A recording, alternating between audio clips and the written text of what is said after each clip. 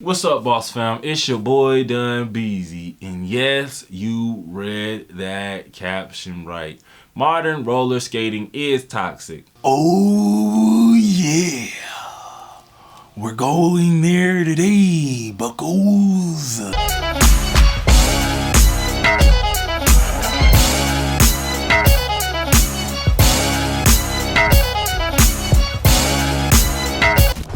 Before we get into it, I want to make sure that everybody checks me out on Patreon. On May 12th, I'm going to be taking down all of my tutorials on YouTube that have less than 1,000 views. So if you want to see something stay up for free, you need to make sure you're liking, commenting, subscribing, and sharing it with your friends, or it's coming down and you're going to have to pay for it on Patreon. From now on, I will no longer be releasing long form skate tutorials. You're going to have to get those in my skate courses that are coming out, or you're going to have to sign up on Patreon to see my skate tutorials. Let's get into it. I am using the literal definition of toxic today.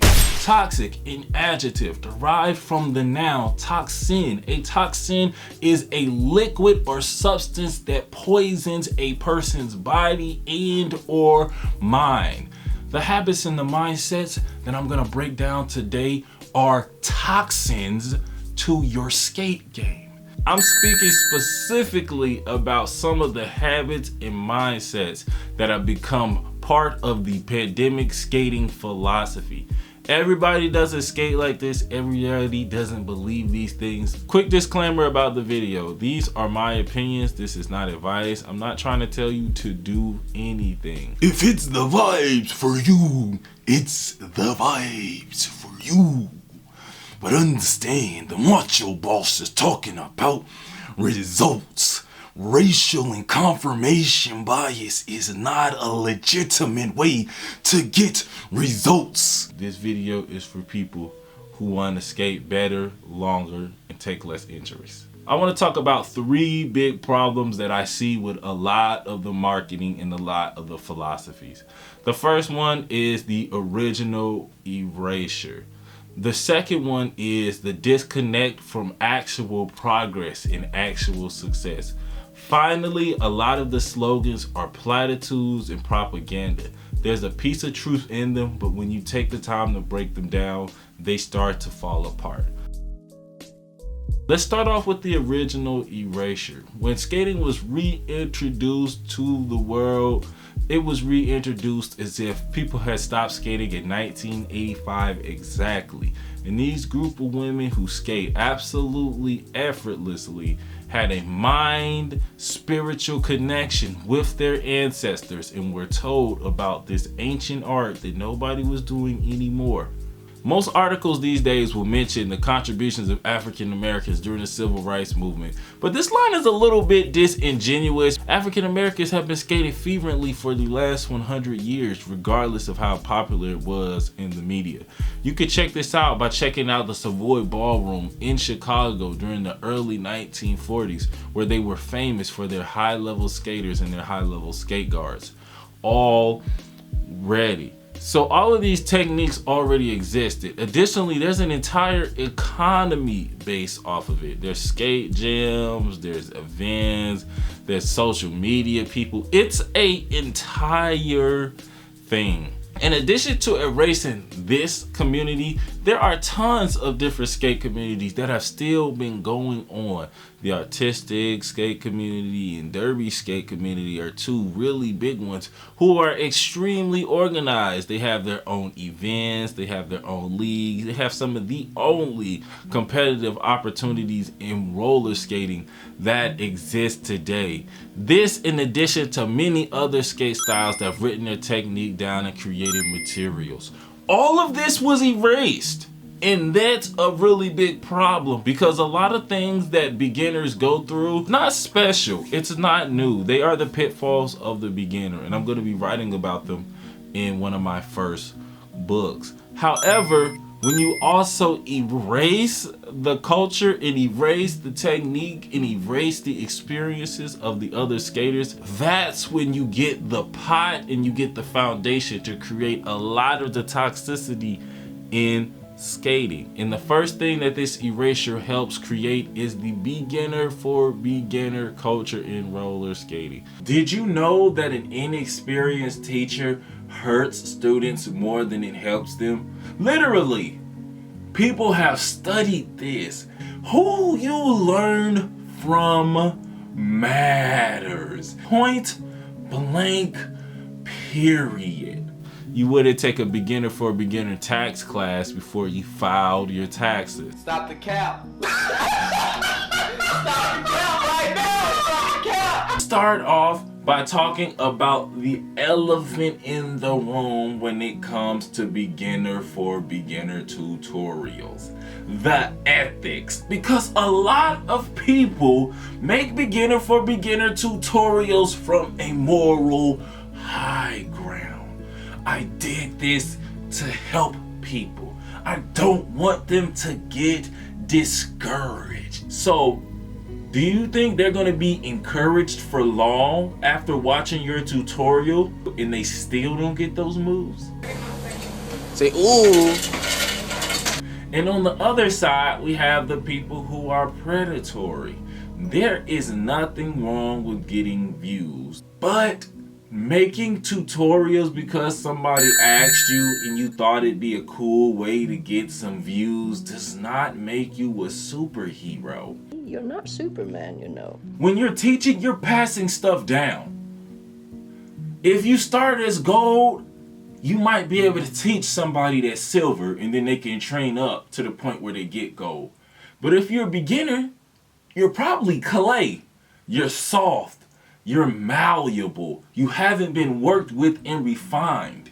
If clay teaches somebody else, they're teaching sand. When I said I was going to become a professional dancer back in 2014, one of the things I assumed I was going to have to get better was my body. Because I watched Stomp the Yard, I was like, all of them are swole. When I first started lifting, I assumed that I should go into the gym and go as heavy as possible on every single set. Additionally, I didn't have a plan. Some days I say, oh, I'm gonna go in and target chest, and I would just do whatever chest exercises came to my head. Whoa, I didn't gain a lot of muscle. I had a fundamental misconception about what creates progress. Secondly, I thought that the progress was random. I was ego lifting because I thought that's how I was going to get more muscular. Ego lifting is when you go in and you lift the heaviest weights possible. There's a lot of people who are ego skating, and that's why they don't want to slow down. The path to achieving progress is not always the path that you assume is the hardest. I want to start off with the idea of I don't skate to win. I remember one time I was on Reddit and I released the statement that if you don't have 3 rotations on your spin, you can't spin. What did you say?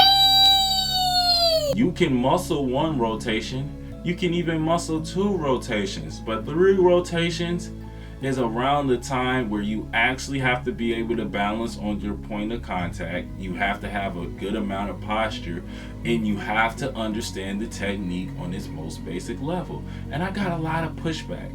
One comment that always stuck with me is somebody admitted that I was right, but they said, I wouldn't skate to win. Winning is bad. I don't want to win.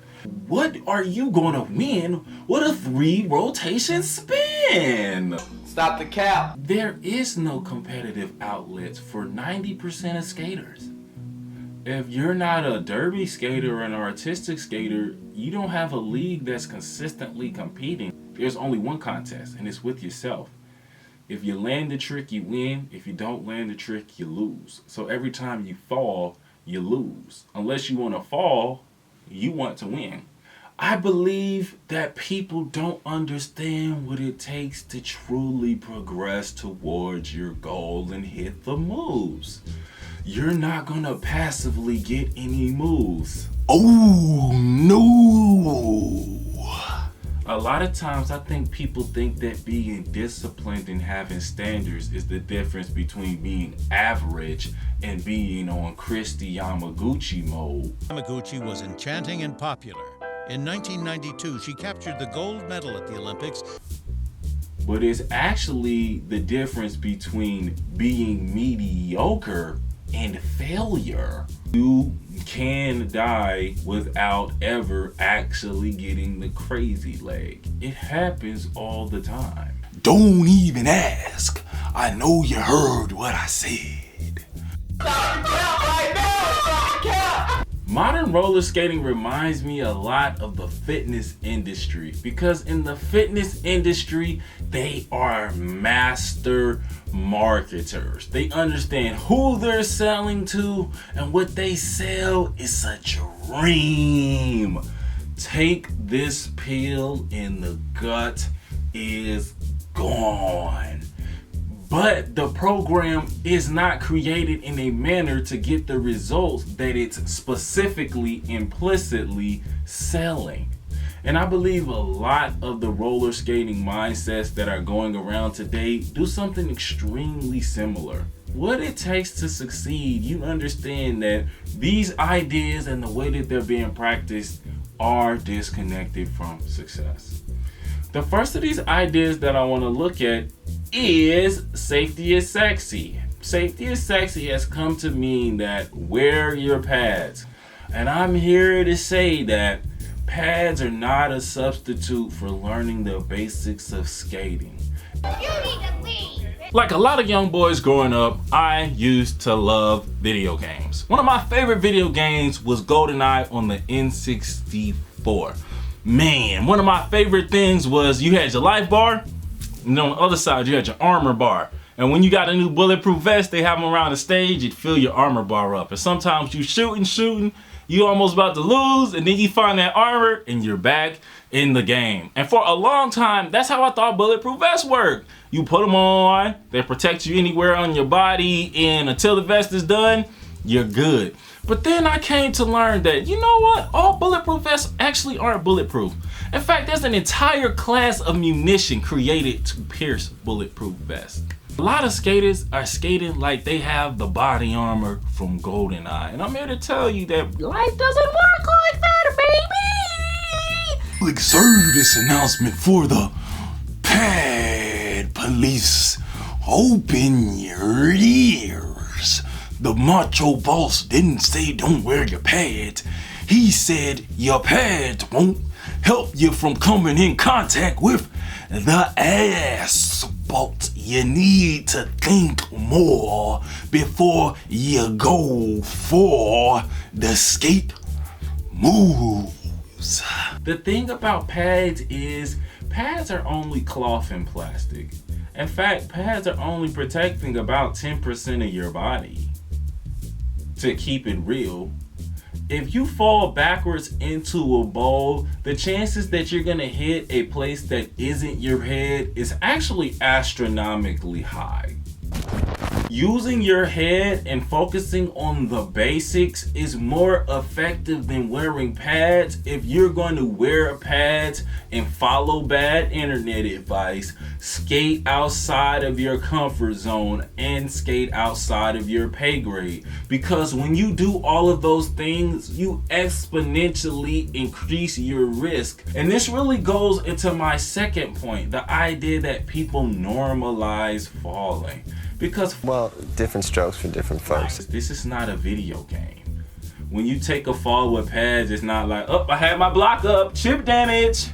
I took chip damage from the fall. I didn't take real damage. It was blocked. No, you still get hurt. And if you're an adult, you're eventually gonna have to stop doing something if you're getting injured doing it. The pandemic started in 2020, bro.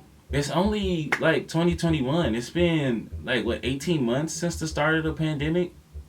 Some of these new skaters are on their second major injury. They've been practicing the basics and skating up and down the street for the last year and a half, but they slipped and they had to go down to the ER multiple times. It's not normal to take multiple serious injuries on an activity within your first 2 years. It's a sign that you're doing something drastically wrong. Stop it. Get some help. Successful people don't normalize failure. When you normalize failure, you fail when it's time to execute. This is the part where the detractors jump out and jump into the comments. So I want to go over a couple of big points I know they're going to make and just shut those down in the video so I don't have to type them. Easy. We're not trying to get that good, bro, lifestyle skating, whoopty whoopty whoop, the vibes. Do you, but understand, this video is about skating better, learning more moves, and staying safe. And have to be very, very honest about what I've seen in history, what I've seen in my life, and even just looking at the way that roller skating has been taught and learned over the last 100 years. But Macho Boss, what if people get discouraged? The craziest part about all of these platitudes is they fight against observable and lived reality. You know you're not perfect. That's why you're a functioning adult who can afford roller skates in the first world. You came to terms with that as a child when you didn't get perfect grades. You don't normalize falling or failure in any other part of your life. Because if you normalize falling down, walking around the streets, you would get injured the same way people are getting injured on their skates. You want to win because you understand that losing in life, losing at your job, losing opportunities will be the reason why you die. Let's take this a step farther. If you have a pair of roller skates that you bought during the pandemic, you are literally in the 1% of the world. We talk about the 1% in the United States, but the United States is the 1% of the entire population when it comes to wealth. You have more opportunities, you have more support. Additionally, you have a paperweight in your pocket with access to information and tutorials and videos.